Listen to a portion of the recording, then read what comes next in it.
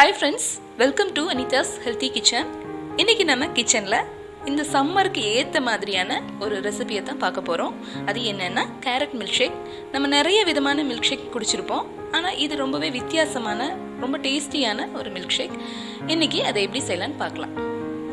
இந்த மாதிரி ஹெல்த்தியான ரெசிபிஸை தொடர்ந்து பார்க்கணும்னு நினைச்சீங்கன்னா கண்டிப்பா சேனலை சப்ஸ்கிரைப் பண்ணிட்டு பாருங்க. அதோட கூடவே இருக்கிற பெல் ஐக்கனையும் அழுத்துங்க.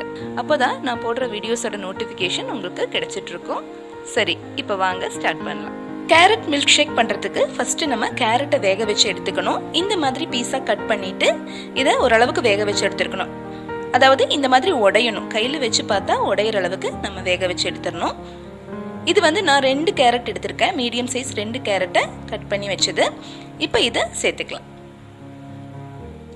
இதோட பாதாம் பருப்பை ஒரு 7லேருந்து 8 மணி நேரம் ஊற வச்சுட்டு அதுக்கப்புறமா தோலை எல்லாம் எடுத்துட்டு வச்சிருக்கேன்.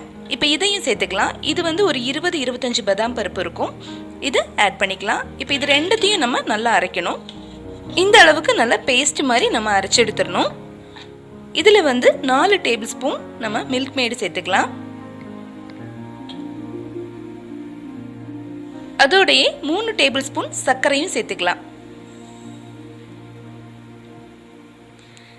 இப்ப இத மறுபடியும் நம்ம நல்லா மிக்சியில அடிச்சிட்டு வந்துடலாம்.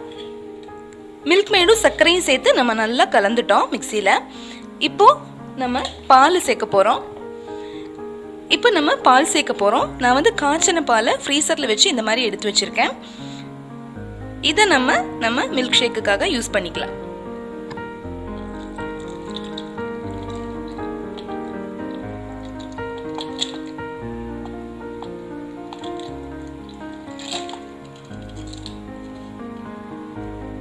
கடைசியா நம்ம ஒரு 1/2 டீஸ்பூன் வானிலா எசன்ஸ் சேர்த்துக்க போறோம். இதையும் சேர்த்துட்டு நம்ம மிக்சியில நல்லா அடிக்க போறோம். இப்போ நம்மளோட மில்க் ஷேக் சூப்பரா ரெடி ஆயிடுச்சு. கேரட் சேர்க்கறதுனால எப்படி இருக்குமோ டேஸ்ட்னு நீங்க கொஞ்சம் கூட யோசிக்கவே வேண்டாம். ரொம்பவே சூப்பரா இருக்கும். கேரட்டோட வாசனையோ டேஸ்டோ எதுவுமே இருக்காது. ஆனா மில்க் ஷேக் ரொம்பவே டேஸ்டா இருக்கும். கண்டிப்பா நீங்க ஒரு தடவை ட்ரை பண்ணி பாருங்க. இந்த ரெசிபி உங்களுக்கு ரொம்ப பிடிச்சிருந்ததுன்னா கண்டிப்பா வீட்ல ட்ரை பண்ணி பாருங்க. அதோட லைக் பண்ணுங்க, ஷேர் பண்ணுங்க, சப்ஸ்கிரைப் பண்ணுங்க. இதே மாதிரி ஹெல்த்தியான ரெசிபிஸோட அடுத்த வீடியோவில் நான் உங்களை சந்திக்கிறேன்.